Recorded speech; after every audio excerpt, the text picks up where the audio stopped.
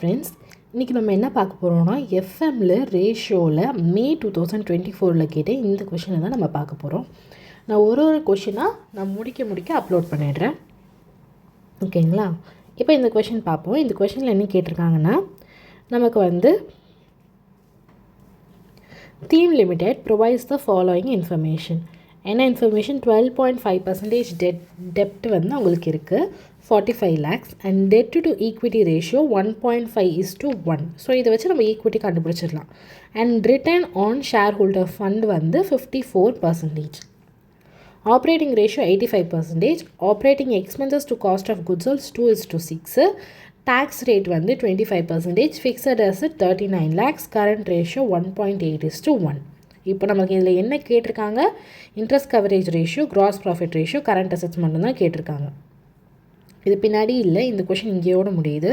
So நம்மளுக்கு இங்கே பார்த்தோடனே நமக்கு தெரிஞ்சிடும், டெட்டு 45 lakhs அப்படின்னா ஈக்விட்டி நம்ம எப்படி கண்டுபிடிப்போம் அப்படின்றது நம்மளுக்கு பார்த்தோன்னே தெரிஞ்சிடும். ஓகே,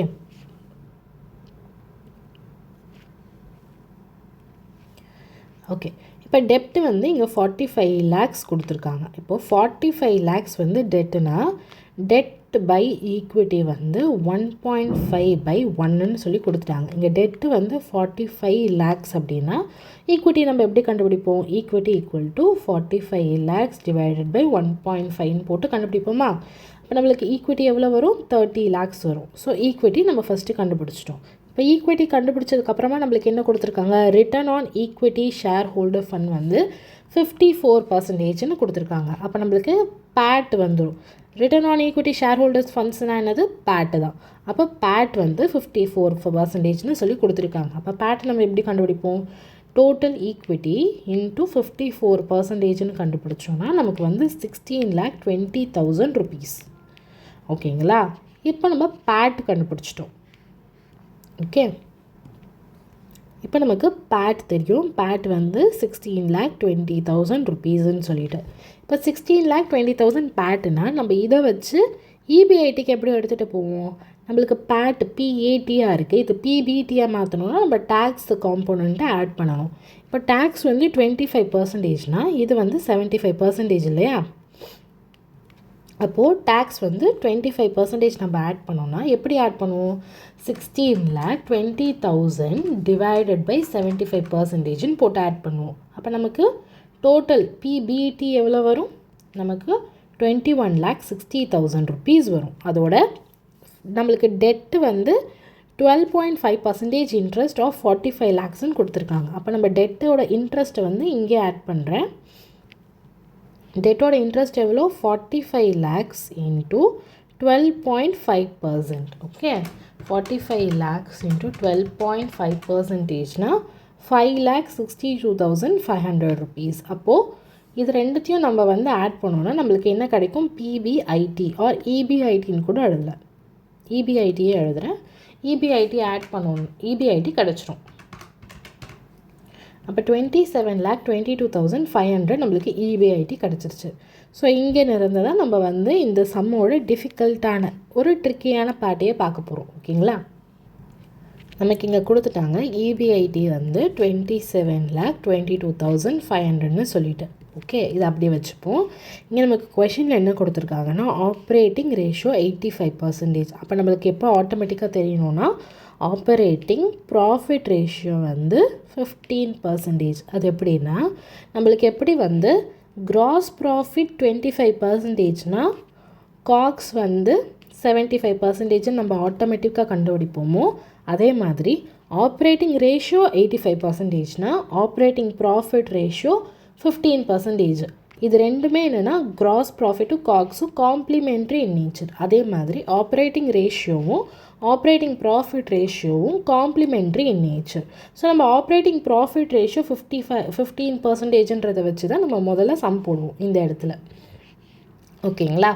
அப்போ ஆப்ரேட்டிங் ப்ராஃபிட் ரேஷியோ 15% அப்படின்னா ஆப்ரேட்டிங் ப்ராஃபிட் ரேஷியோடைய ஃபார்முலா என்னென்னா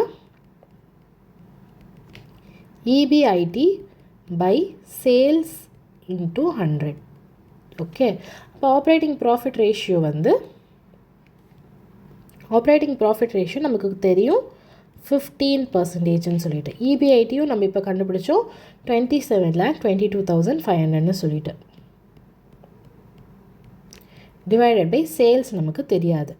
நம்மளுக்கு சேல்ஸ் கண்டுபிடிக்கணும்னு என்ன பண்ணுவோம்? 27,22,500 டிவைடட் பை 0.15 போட்டோன்னா நமக்கு சேல்ஸ் தெரிஞ்சிடும். சேல்ஸ் எவ்வளோன்னா 1,81,50,000. ஓகேங்களா? இப்போ நம்ம சேல்ஸ் கண்டுபிடிச்சிட்டோம். இப்போது நம்ம ஆப்ரேட்டிங் ரேஷியோவுக்கு போவோம். ஓகேங்களா? சேல்ஸ் கண்டுபிடிச்சிட்டோம். இப்போது ஆப்ரேட்டிங் ரேஷியோவுக்கு போவோம். ஆப்ரேட்டிங் ரேஷியோவோட ஃபார்முலா என்னென்னா operating expenses plus cogs divided by sales into 100. ஓகேங்களா? இப்போ நம்மளுக்கு ஆப்ரேட்டிங் ரேஷியோ தெரியும் என்னது 0.85. அதே மாதிரி நம்மளுக்கு சேல்ஸும் தெரியும் 1,81,50,000. இப்போது நமக்கு operating expense plus COGS equal to 1,81,50,000 into 0.85 நம்ம மல்டிப்ளை பண்ணோன்னா நமக்கு வந்து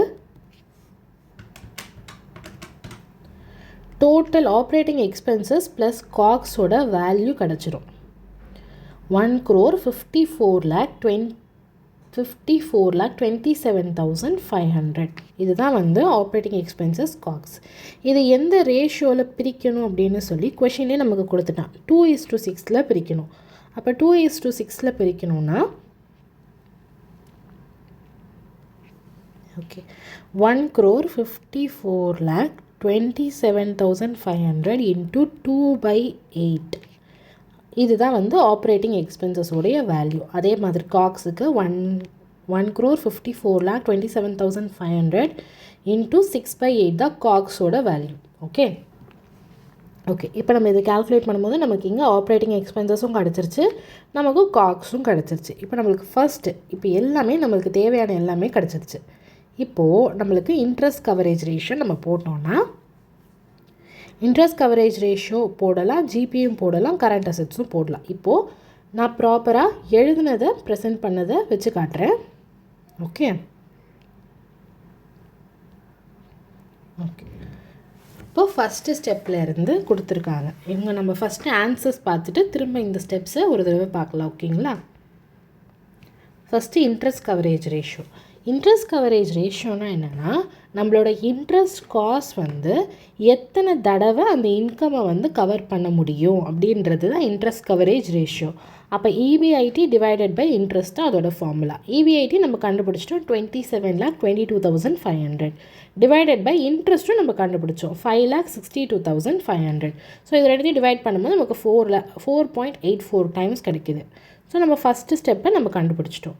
அதுக்கப்புறமா செகண்ட் ஸ்டெப் என்னென்னா நம்மளுக்கு கிராஸ் ப்ராஃபிட் ரேஷியோ கேட்டிருக்காங்க. நமக்கு நல்லா தெரியும் சேல்ஸ் மைனஸ் காக்ஸ் தான் கிராஸ் ப்ராஃபிட். நம்ம சேல்ஸும் கண்டுபிடிச்சிட்டோம் 1,81,50,000 சொல்லிட்டு. கிராஸ் ப்ராஃபிட்டும் கண்டுபிடிச்சிட்டோம் 1,15,70,625 rupeesன்னு சொல்லிட்டு.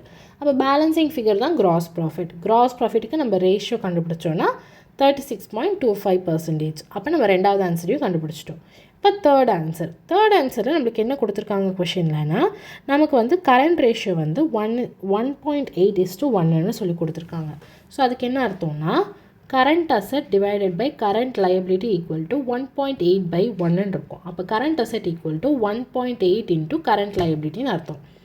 ஸோ இதை வந்து நோட் பண்ணி வச்சுட்டு இப்போ நம்ம total liability equal to total அசெட்டுன்னு போகலாம். ஏன்னா நமக்கு வந்து கொஷினில் ஃபிக்ஸட் அசெட் கொடுத்துட்டாங்க, நம்மளுக்கு டெட்டும் ஈக்விட்டியும் ஏற்கனவே தெரியும். நமக்கு என்ன தெரியாதுன்னா கரண்ட் லைபிலிட்டியும் கரண்ட் அசெட்டும் தான் தெரியாது. ஸோ இப்போ நம்ம ஈக்குவேஷன் ஃபார்ம் பண்ணோன்னா கரெக்டாக இருக்கும். இப்போ நம்மளுக்கு டெட்டு தெரியும், கொஷின்லேயே கொடுத்துட்டா 45 lakhs. ஈக்விட்டி நம்ம தான் போட்டு கண்டுபிடிச்சோம் 30 lakhs. இப்போ கரண்ட் லைபிலிட்டி எவ்வளோ நம்மளுக்கு இப்போ வரைக்கும் தெரியாது. ஃபிக்ஸட் அசெட்ஸ் கொஷின்லேயே கொடுத்துட்டாங்க 39 lakhsன்னு சொல்லிட்டு. கரண்ட் அசெட்டை நம்ம எப்படி எழுதுவோம்? 1.8 கரண்ட் லைபிலிட்டின்னு சொல்லி எழுதுவோம். அப்போ 1.8 கரண்ட் லைபிலிட்டினா இந்த கரண்ட் லைபிலிட்டி இந்த சைடு வந்ததுன்னா 1.8 மைனஸ் 1 கரண்ட் லைபிலிட்டி ஆகிடும். ஓகேங்களா? அப்போது அது 0.8 கரண்ட் லைபிலிட்டி ஆகிடும். அதே மாதிரி 39 lakhs இந்த சைடு வந்ததுன்னா அது மைனஸ் ஆகிடும். ஓகேங்களா? அப்போ 75 lakhs மைனஸ் 39 lakhs வந்து 36 lakh ஆகும். இப்போ இப்போ 36 lakh டிவைடட் பை 0.8ன்னு போட்டால் நம்மளுக்கு கரண்ட் லைபிலிட்டி கிடச்சிரும். கரண்ட் லைபிலிட்டி இன்ட்டு 1.8ன்னு போட்டால் நம்மளுக்கு கரண்ட் அசெட் கிடச்சிரும். நம்மளுக்கு தேர்ட் ஸ்டெப்பும் ஓவர். இப்போ நம்ம ஃபஸ்ட்டு நம்ம போட்ட ஒர்க்கிங் நோட்டை இந்த ப்ராப்பர் நோட்ஸில் போட்டு ஒரு தடவை லாஸ்ட்டாக ஒரு தடவை எக்ஸ்பிளைன் பண்ணிடுறேன். ஓகே,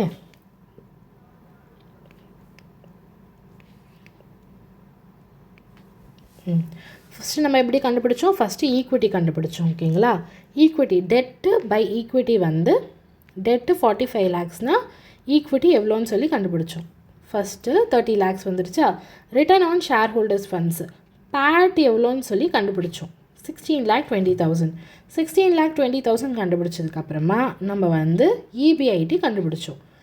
பேட்டோட டேக்ஸ் ஆட் பண்ணிவிட்டு இன்ட்ரெஸ்ட் ஆட் பண்ணும்போது நமக்கு இபிஐடி வேல்யூ கிடச்சிரும். அதுக்கப்புறமா நம்மளுக்கு ஆப்ரேட்டிங் ரேஷியோ வந்து நமக்கு 85%னால் ஆப்ரேட்டிங் ப்ராஃபிட் ரேஷியோ வந்து 15%ன்னு சொல்லி கண்டுபிடிச்சோம். ஆப்ரேட்டிங் ப்ராஃபிட் ரேஷியோவில் முதல்ல அப்ளை பண்ணும்போது நம்மளுக்கு சேல்ஸ் கிடைக்கும்.